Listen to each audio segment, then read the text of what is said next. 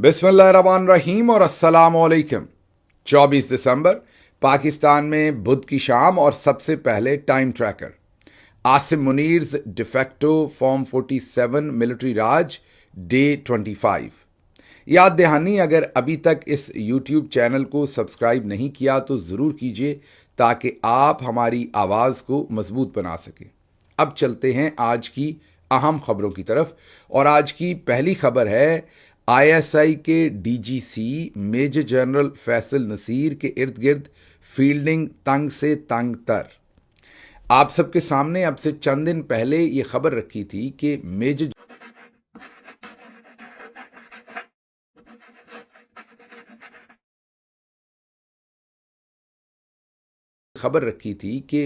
General Faisal Naseer जो हैं वो एक बहुत ही अहम और करीबी साथी हैं आसिम मुनीर साहब के, अपने ओहदे की वजह से भी और उसके अलावा भी उनकी बहुत कुर्बत है।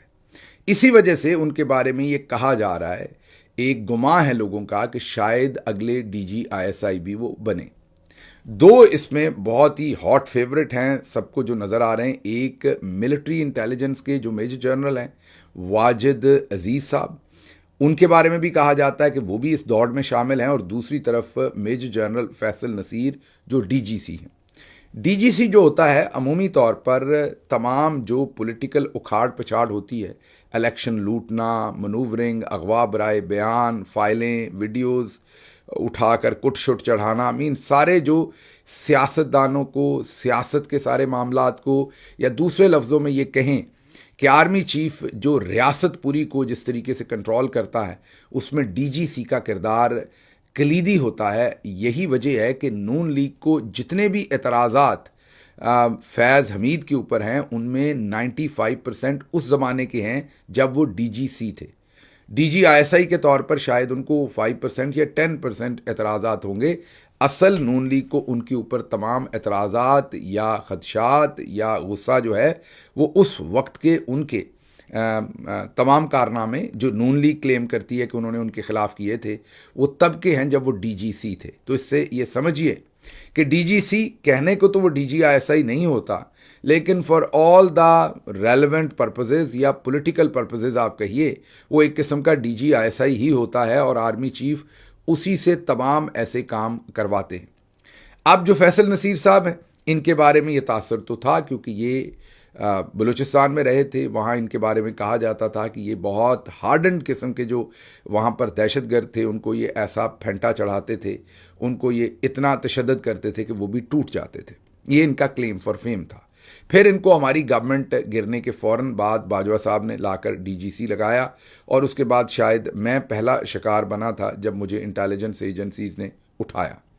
लेकिन अब मसला ये है कि जो मुनीब फ़ारूक, जिनको हाल ही में एमएफ कह के पुकारना शुरू किया है मतीउल्लाह जान साहब ने, इस लफ्ज़ का क्रेडिट मतीउल्लाह जान साहब को जाता है। उन्होंने मुनीब फ़ारूक के नाम से पहले वो एमएफ लिख रहे हैं, एमएफ मुनीब फ़ारूक। अब जाहिर है मतीउल्लाह जान साहब की जो इंटेंशन है वो तो एम से मुनीब और एफ से फ़ारूक, तो वो एमएफ और आगे मुनीब फ़ारूक लिख रहे हैं। लेकिन कुछ लोग जो मुनीब फ़ारूक को शायद पसंद नहीं करते, वो इस लफ्ज़ के अपने अपने मानी बना रहे हैं अंग्रेज़ी के लफ्ज़ों के। तो खैर उनकी तरफ हम नहीं जाते, हम उसी पे रहते हैं जो मतीउल्लाह जान साहब ने सोच के लिखा, मतलब एम से मुनीब, एफ से फ़ारूक। तो उन्होंने अब जो एमएफ साहब हैं, मीन मुनीब फ़ारूक साहब, उन्होंने अब एक और धमाका कर दिया है, एक किस्म की गवाही दे दी है मेजर जनरल फैसल नसीर के ख़िलाफ़। उन्होंने ये कहा है कि जो फैसल नसीर हैं वो आर्मी चीफ के बड़े ही फेवरेट हैं, जब उनको प्रमोट होना होगा हो जाएंगे। अगर आर्मी चीफ ने इस निज़ाम हुकूमत में इन्हें डीजी आईएसआई कभी बनाना होगा तो बन जाएंगे। उन्होंने कहीं और किसी कमांड में जाना होगा तो वो भी कर लेंगे। फ़ौज ने फैसला करना है, ना फ़ौज के अंदर कोई लड़ाई है, ना ही आईएसआई के अंदर कोई लड़ाई है। चलें, यहाँ तक तो बात समझ आ गई। आगे सुनिए ज़रा। फैसल नसीर के हाथों जिन लोगों की ठुकाई हुई मेरे नज़दीक नाजायज़ है, मैं इसे इंडोर्स नहीं करता। अब ज़रा समझिए, वो ये बिल्कुल कंक्लूसिवली कह रहे हैं कि फैसल नसीर ने लोगों को उठा के मारा, तशद्दुद किया। ये गवाही अब मुनीब फ़ारूक कंक्लूसिवली दे रहे हैं, क्योंकि आगे वो ये जुमला भी कह रहे हैं कि मैं उनके इस फेल को इंडोर्स नहीं करता। ये जो उन्होंने लोगों को उठा के मारा, ये उन्होंने अच्छा काम नहीं किया था और मैं इसे इंडोर्स नहीं करता।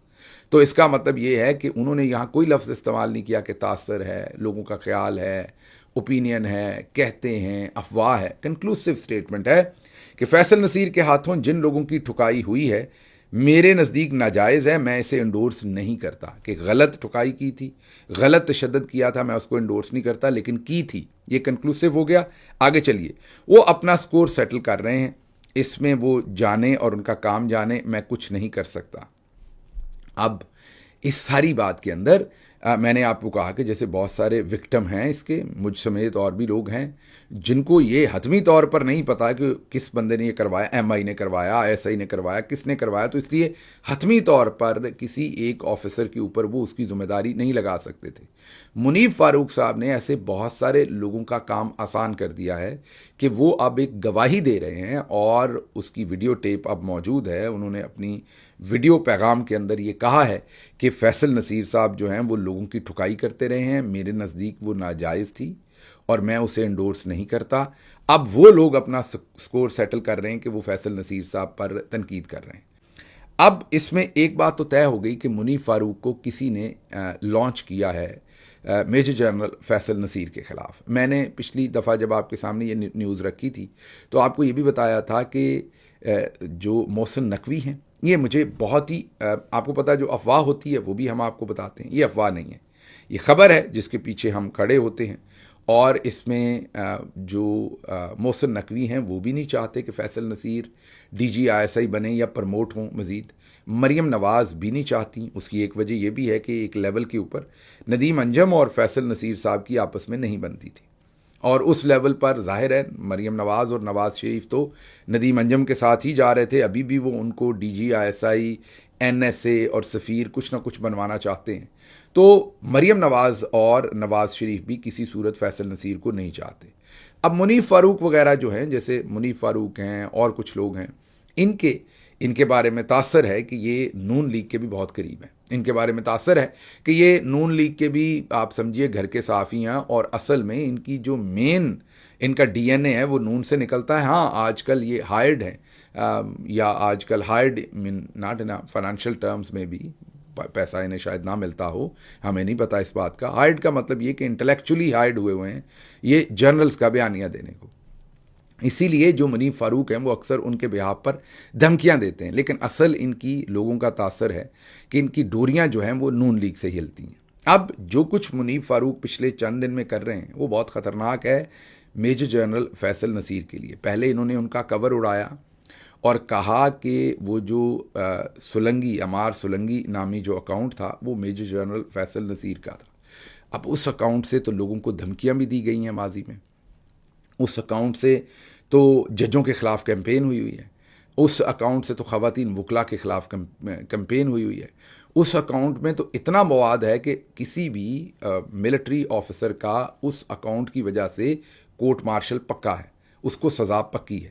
تو پہلے تو جیسے وہ فوٹو بام نہیں کرتے لوگ، پہلے تو ایم ایف منیب فاروق صاحب نے پہلے تو وہ فوٹو بام کیا ان کو، یا آپ یہ کہیں کہ نیوز بام کیا، ان کا کور اڑا دیا۔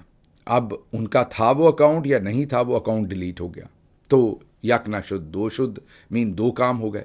ایک قسم کا پروو ہو گیا کہ وہ انہی سے ایسوسیٹڈ اکاؤنٹ تھا، ہو سکتا ان سے نہ ہو، کسی اور کا، اور انہوں نے آرکیسٹریٹڈ یہ کام کیا ہو کہ منیب فاروق سے پہلے یہ بیان دلوایا، ساتھ ہی اس اکاؤنٹ کو ڈیلیٹ کر دیا۔ تو اس سے کیا سمجھ آئی کہ یہ سب کچھ فیصل نصیر کا ہی تھا اور وہ وہی کر رہے تھے۔ تو کوئی منیب فاروق کو بہت ہی لیتھل طریقے سے فیصل نصیر کے خلاف استعمال کر رہا ہے، جس کا مقصد یہ ہے کہ فیصل نصیر کسی صورت بھی پرموٹ نہ ہو اور ڈی جی آئی ایس آئی نہ بنے۔ یہ تو اب کلیئر ہو گیا ہمیں کہ منیب فاروق جو ہیں وہ فیصل نصیر کے کسی صورت بھی ہمدرد نہیں ہیں، بلکہ ان کے خلاف پراپرلی لانچڈ ہیں۔ اب اگر وہ پراپرلی لانچڈ ہیں تو ظاہر ہے وہ تو پھر ادھر وہ محسن نقوی، مریم نواز، تاثر تو یہی جائے گا وہاں سے، یا پھر ملٹری کے اندر سے کوئی افسر انہیں استعمال کر رہا ہے جو وہ فیصل نصیر کے خلاف لانچ ہے۔ تو یہ تو اب طے ہو گیا، 2-3 یکے بعد دیگرے انہوں نے حملے فیصل نصیر پر کیے، جس سے فیصل نصیر کے لیے میں نے آپ کو بتایا کہ انہوں نے مشکلات کھڑی کر دی ہیں، اکاؤنٹ ڈیلیٹ ہوئے، اکاؤنٹ کو ایسوسیٹ کیا۔ اب جو انہوں نے بیان دیا ہے اس سے ان کے لیے ریمیفیکیشن زیادہ خطرناک ہے۔ مطلب یہ ہے کہ اب اس بیان کے بعد بہت سارے لوگ اگر چاہیں تو ملک سے باہر ان کے خلاف کوئی نہ کوئی قانونی کارروائی شروع کر سکتے ہیں فیصل نصیر صاحب کے خلاف. اور اس میں منیب فاروق کی یہ جو ٹیپ ہے جس میں وہ کہہ رہے ہیں لوگوں پر تشدد کیا انہوں نے اور ٹھکائی کی لوگوں کی, اس کو ایک ثبوت کے طور پر رکھ سکتے ہیں. ظاہر ہے وہ عدالت کی مرضی ہوگی, وہ اسے ایڈمیسیبل سمجھے نہ سمجھے, لیکن کم از کم کیس کو چلانے کے لیے, انیشیٹ کرنے کے لیے مٹیریل منیب فاروق نے دے دیا. اب میں پہلے ہی کہہ رہا ہوں, میں کوئی لیگل ایکسپرٹ نہیں ہوں, ہو سکتا ہے یہ کیس نہ زیادہ چل سکے, ہو سکتا ہے اس میں کوئی کنوکشن نہ ہو سکے, ہو سکتا ہے یہ کیس زیادہ دیر اس کا ٹرائل ہی نہ ہو سکے کیونکہ اور بہت ساری ڈاکومنٹیشن اور ثبوت شاید کوئی فراہم نہ کر سکے, کیونکہ عدالتیں تو ثبوت پر چلتی ہیں. ایسے حالات میں جب لوگوں کو پٹیاں باندھ کے, منہ پر ماسک باندھ کے اٹھایا جاتا ہے, ان کا وہ ثبوت تو نہیں پیش کر سکتے کہ مجھے فلاں نے اٹھایا ہے, تو بڑا مشکل ہوتا ہے. ایسے حالات میں منیب فاروق کی یہ سٹیٹمنٹ تو بیسیکلی فریم کر رہے ہیں وہ میجر جنرل فیصل نصیر کو لوگوں کے اوپر کسٹوڈیل ٹارچر کے لیے, لوگوں کو کڈنیپ کرنے کے لیے, لوگوں کو, اس میں سیاستدان بھی ہیں, میڈیا کے لوگ بھی ہیں, بہت ہی یہ سنگین الزام لگایا ہے اور اس کے ظاہر ہے بڑی ہی سنگین ریمیفیکیشنز ہو سکتی ہیں فیصل نصیر صاحب کے لیے آنے والے دنوں میں.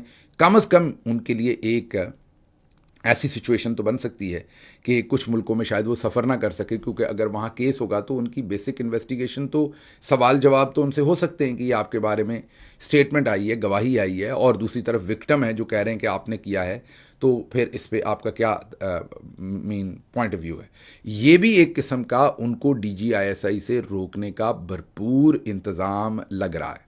تو اب آنے والے دنوں میں دیکھتے ہیں کیا ہو رہا ہے, لیکن یہ طے ہے کہ منیب فاروق جو ہیں وہ پراپرلی لانچڈ ہیں. اب مطیع اللہ جان صاحب نے ایک اور جواب بھی منیب فاروق کو دیا ہے, کیونکہ منیب فاروق نے کہا کہ پاکستان کی اسٹیبلشمنٹ عمران خان سے نفرت کرتی ہے, اور نفرت عمران خان ہر جگہ ہے, فوج کے اندر ہر جگہ نفرت عمران خان ہے. منیب فاروق, مطیع اللہ جان صاحب نے بہت اچھا جواب دیا. انہوں نے کہا کہ MF منیب فاروق آپ جھوٹ بول رہے ہیں, کیونکہ اسٹیبلشمنٹ کیا سوچتی ہے اس کی ڈپکشن اصل میں ہوتی ہے کہ ان کے خاندان کیا سوچتے ہیں.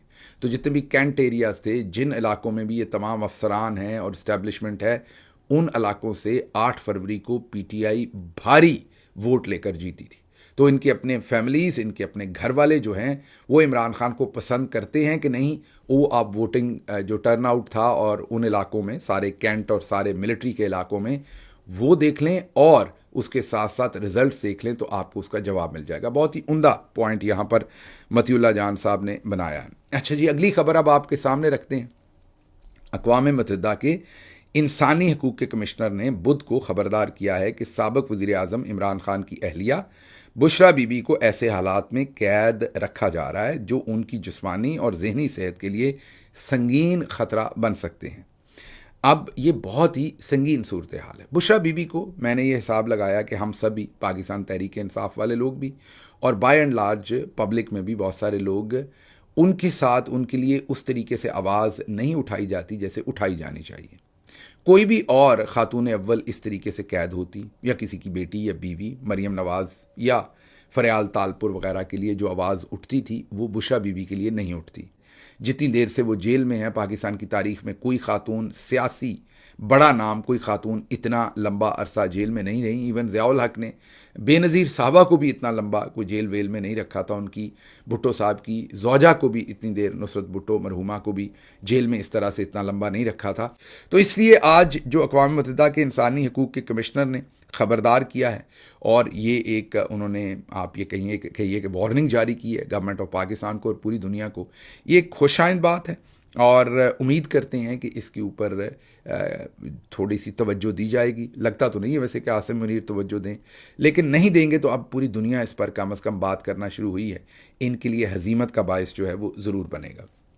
اگلی خبر اسی سے جڑی ہے, وہ ہے کہ عافیہ صدیقی امریکہ میں دہشت گردی کے الزام میں قید ہے.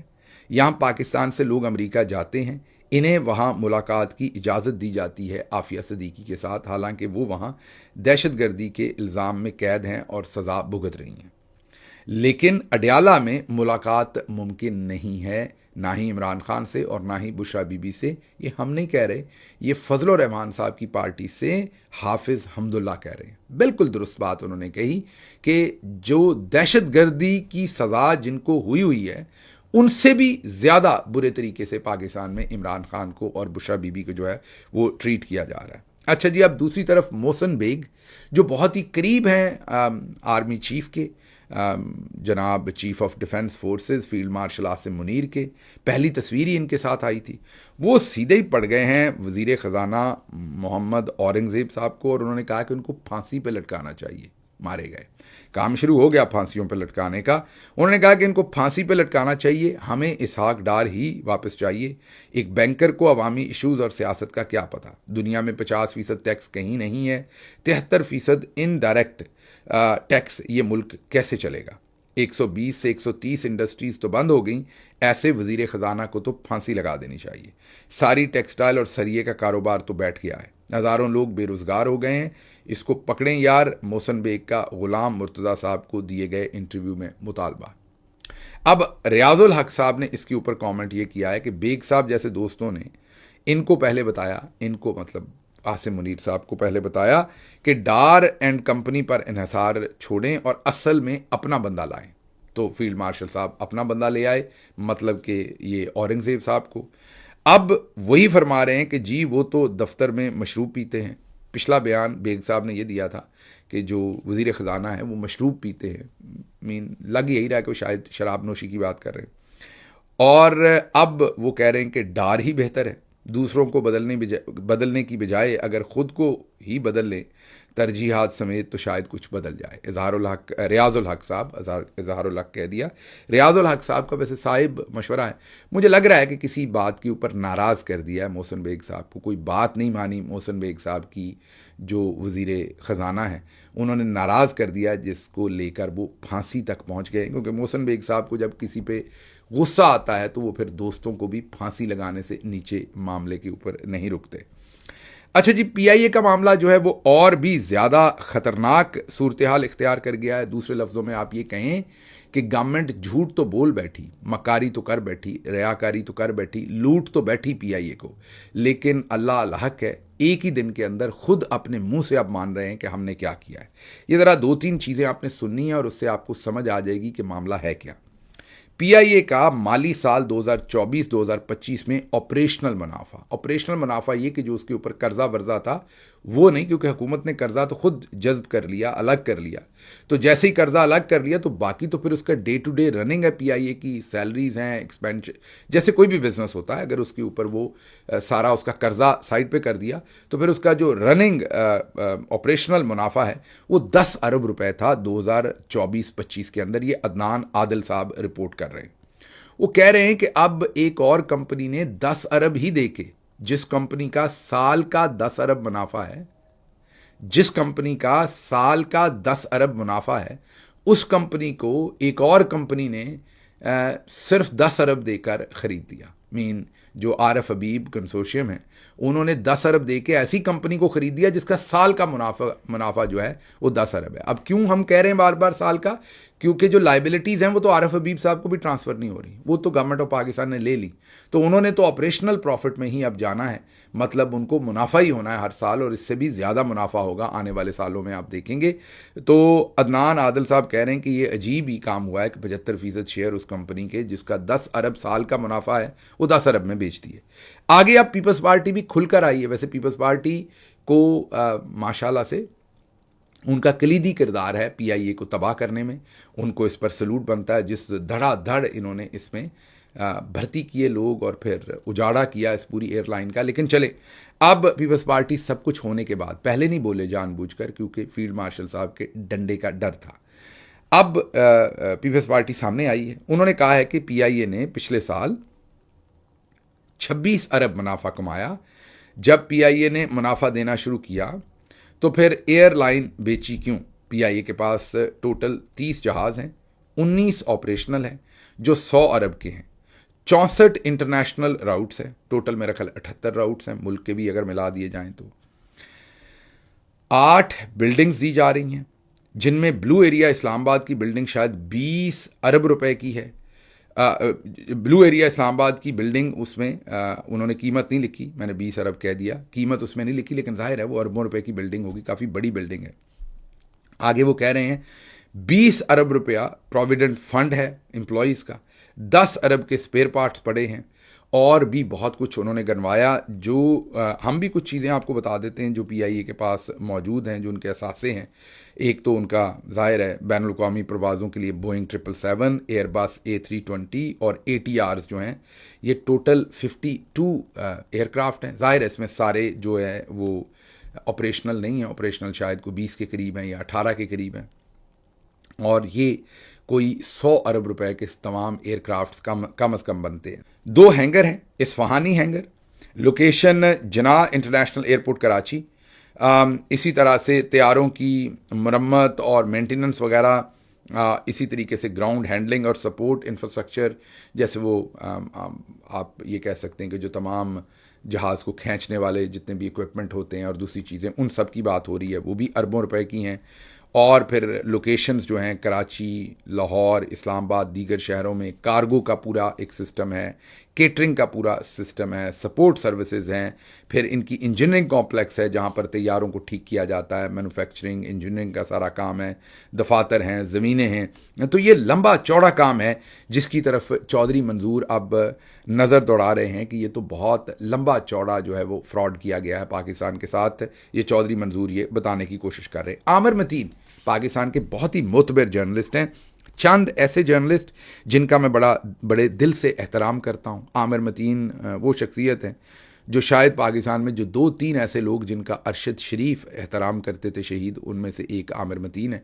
बहुत ही सिक्काबंद जर्नलिस्ट हैं, कोई लगी लिपटी नहीं है, हमारे ख़िलाफ़ भी बात करते हैं, दूसरों के ख़िलाफ़ भी करते हैं, अपने मन मौजी हैं, जो उनको ठीक लगता है वो तज्ज़िया करते हैं। उनका कहना है कि सवाल ही सवाल, क्या ये इत्तफ़ाक़ है कि पीआईए की नीलामी से एक दिन पहले हवाबाजी तजर्बा रखने वाले वाहिद ग्रुप एयर ब्लू था, हवाबाजी का तजर्बा रखने वाला वाहिद ग्रुप एयर ब्लू था, और इसके खिलाफ सालों से जारी जहाज़ क्रैश का फैसला आ जाता है, जिसकी वजह से बज़ाहिर एक मज़ाहिया सी रकम वो लिखकर रेस से दौड़ लगा देते हैं या रेस से दूर हो जाते हैं 26 अरब रुपया लगा के। कहने का उनका मतलब ये है कि एक दिन पहले उनके खिलाफ फैसला आता है तो वो तो चुप ही हो जाते हैं, उनको तो कोई मैसेज दे देता है कि आपने इसमें रेस में हिस्सा नहीं लेना।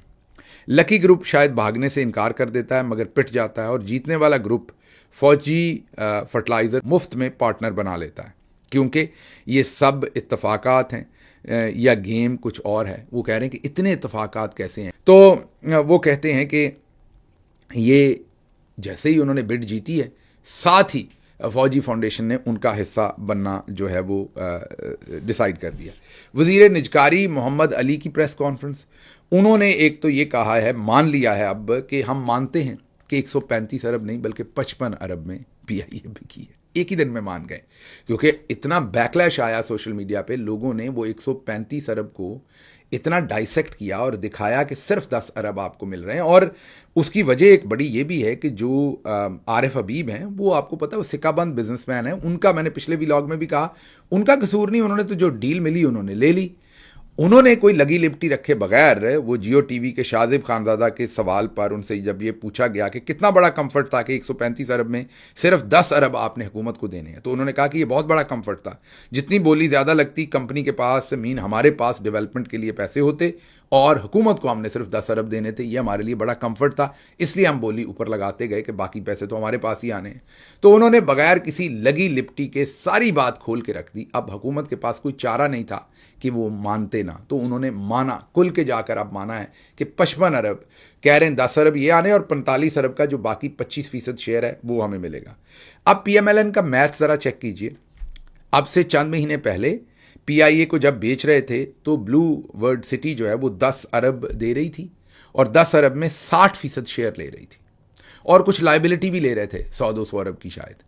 अब वही पीआईए जो है उसका 60 नहीं 75% शेयर बेचा है, कोई लाइबिलिटी साथ नहीं और सिर्फ 10 अरब में। तो वो डील बहुत बेहतर थी, लेकिन ये हमें क्या बता रहे हैं, ये डील बेहतर है, ये बड़ी है, इसमें हमने ये कर दिया, इसमें हमने वो कर दिया। मीन सारी आवाम को चे समझा हुआ है। एक तरफ कहते हैं कि हमने मतलब पीआईए जो है وہ حکومت نہیں چلا سکتی، حکومتی ادارے نہیں چلا سکتے. دوسری طرف فوجی فرٹلائزر نے خرید لی ہے، فوجی فرٹلائزر یا فوجی فاؤنڈیشن جو بھی جس نے بھی خریدی ہے اس نے خرید لی ہے، تو وہ کیا وہ حکومتی ادارہ نہیں ہے؟ مطلب ایک طرف حکومت نہیں چلا سکتی، حکومت کا پی آئی اے بھی تو حکومت کا ادارہ تھا نا، تو حکومتی ادارہ نہیں چلا سکتا تو پھر فوجی فرٹلائزر چلا سکے گا، کیونکہ جو آر ایف حبیب کنسورشیم ہے اس میں آر ایف حبیب کارپوریشن ہے، ان کا ایئر لائن کا کوئی ایکسپیرینس نہیں ہے. City school private limited Feroz family ہے. اب سٹی اسکول والے ان کا بھی ظاہر ہے ایئر لائن کا ایکسپیرینس نہیں. لیک سٹی ہولڈنگز گوہر اعجاز صاحب وہ بھی ٹیکسٹائل اور لیک سٹی مین ریئل اسٹیٹ وغیرہ ان کا بھی ایئر لائن